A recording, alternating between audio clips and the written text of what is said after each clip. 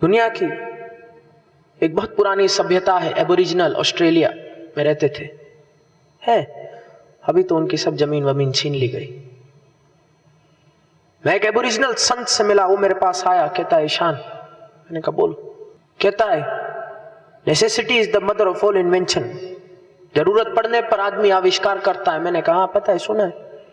कहता है सामने सड़क है, सड़क पे पेड़ है, पेड़ काटना है तो मैंने कुल्हाड़ी का आविष्कार कर दिया। मैंने कहा बढ़िया। कहता है अब सड़क बन गई, अब कुल्हाड़ी का कारण नहीं, इस्तेमाल नहीं, तो हाथ में कुल्हाड़ी है, सामने वाले पे गुस्सा आ रहा है, इमेजिन कर लो क्या करूंगा। आविष्कार किया क्यों? जरूरत थी, अब जरूरत नहीं, आविष्कार बैठा है। पहले तुम आविष्कार को चला रहे थे, अब आविष्कार तुम्हें चला रहा है। कहीं ऐसा तो नहीं सोसाइटी के साथ? जितनी भी तुम टेक्नोलॉजी अपने आसपास देख रहे हो, जिससे तुम्हारी सहूलियत है, उन सब का आविष्कार हुआ क्यों? जरूरत पड़ने पे, वर्ल्ड वॉर में, युद्ध के समय, स्ट्रेसफुल सिचुएशन के समय। अब वो स्ट्रेसफुल सिचुएशन चली गई। एलन ट्यूरिंग ने बना दिया कंप्यूटर, अब क्या करोगे कंप्यूटर का? कुछ करना ही नहीं। वर्ल्ड वाइड वेब बन गई 90s में, उन्होंने जिस चीज के लिए बनाई है वो भी सर पकड़ के रोते हैं, दुखी होते हैं कि हमने किस लिए बनाई थी, क्या इस्तेमाल हो रहा है। या तो तुम इस्तेमाल दोगे या वस्तु तुम्हें इस्तेमाल देगी। अगर वस्तु तुम्हें इस्तेमाल देगी, अनसर्टेनिटी, अनसर्टेनिटी स्ट्रेस, स्ट्रेस मृत्यु। तो तुम्हारे घर में जो कुछ भी है, तुम उसको एक पर्पस दो। मेरी भी जेब में सेल फोन रहता है, लेकिन मेरे सेल फोन का पर्पस है। मैं भी फेसबुक पे जाता हूं, लेकिन मैं फेसबुक पे जाता हूं तुम सबसे मिलने के लिए, ट्यूसडे को माइंडफुल मैटर्स करने के लिए, नए नए पोस्ट डालने के लिए, तुम तक ज्ञान पहुंचाने के लिए। फेसबुक मुझे पर्पस नहीं देता, मैं फेसबुक को पर्पस देता हूं। मैं भी फोन पे जाता हूं, सुबह साधना के बाद पहली हाजिरी मेरे पिता, दूसरी हाजिरी मेरी पत्नी देनी पड़ती है। क्या करूं? कहां इतनी दूर बैठी है, मेरे बच्चे का ध्यान रख रही है, फिर मेरा फोन मेरे हाथ से निकल गया। फिर अगर काम करना है तो फोन उठाऊंगा, मैं फोन को चलाता हूं, फोन मुझे नहीं चलाता। बात समझ आ रही है? हाँ जी ना जी। तुम्हारे आसपास 50 वस्तुएं, तुम्हें सोचना होगा तुम चलते हो या तुम चलाते हो। नहीं चलाओगे तो वो तुम्हें चलाएंगे, और अगर वो चलाएंगी तो अनसर्टेनिटी। अगर लाइफ में डिसिप्लिन है, डिसिप्लिन, काम करने का समय, प्रेम करने का समय, साधना करने का समय, हॉबी का समय, हॉबी भी होनी चाहिए। नौजवान का पतन में क्यों देखता हूं? कोई हॉबी नहीं। जब मैं छोटा था मेरी हॉबी थी मार्शल आर्ट, मेरी हॉबी थी म्यूजिक, मेरी हॉबी थी फुटबॉल। मैं नौजवान से मिलता हूं, कहता है मेरी भी हॉबी है म्यूजिक, मेरी भी हॉबी है मार्शल आर्ट, मेरी भी हॉबी है फुटबॉल। मैंने कहा तेरी शक्ल ऐसी दिखती तो नहीं। हाँ भैया मैं सब करता हूं वीडियो गेम में।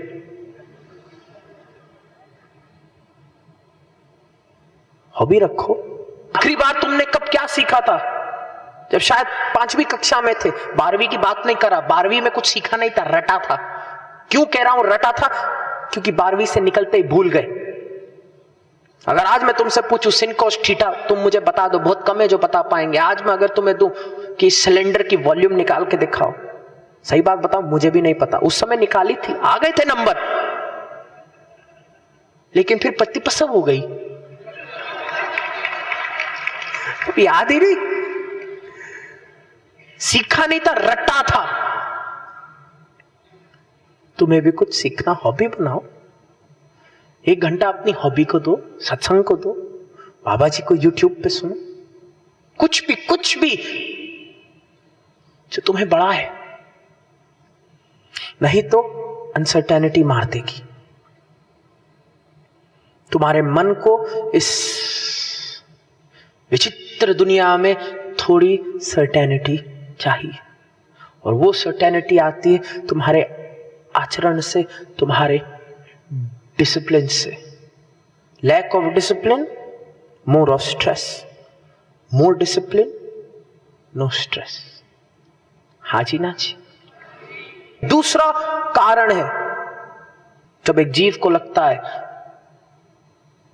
अनफेयर है दुनिया। अनफेयर का मतलब उसके साथ ज्यादा अच्छा हो रहा है।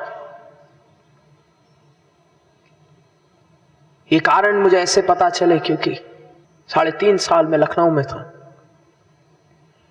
और मैंने डेटा इकट्ठा किया जब मैं लोगों को प्रतिप्रसव साधना कराता था, और मैंने पाया कि दूसरा सबसे बड़ा कारण व्यक्ति के दुख का, हम तो अच्छे हैं, हमारे साथ बुरा हो रहा है और बुरे को देखो उसके साथ इतना अच्छा हो रहा है। इसको कहते हैं एक तीर से दो शिकार। पहला कि सामने वाले के बारे में तुम्हें कुछ पता भी नहीं, तुमने उसको जज कर दिया ये तो बुरा है। दूसरा, तुमने भगवान को जज कर दिया। ये भाव बहुत स्ट्रेसफुल है कि मेरे साथ अनफेयरनेस हो रही है, मेरे साथ गलत हो रहा है। और जहां तुम कहते हो मेरे साथ गलत हो रहा है, क्यों? क्योंकि तुम्हें लगता है सामने वाला गलत है, सामने वाला खराब है। और ये हम बचपन से ही सीखना शुरू कर देते। मैंने भी सीखा था। ये भाव बहुत ही ज्यादा टॉक्सिक है, घातक है, सोसाइटी को खत्म कर सकता है, अंधा कर सकता है, भीड़ को जागृत करता है, मनुष्य के सभी दिव्य अस्तित्व को यह भाव मार देता है।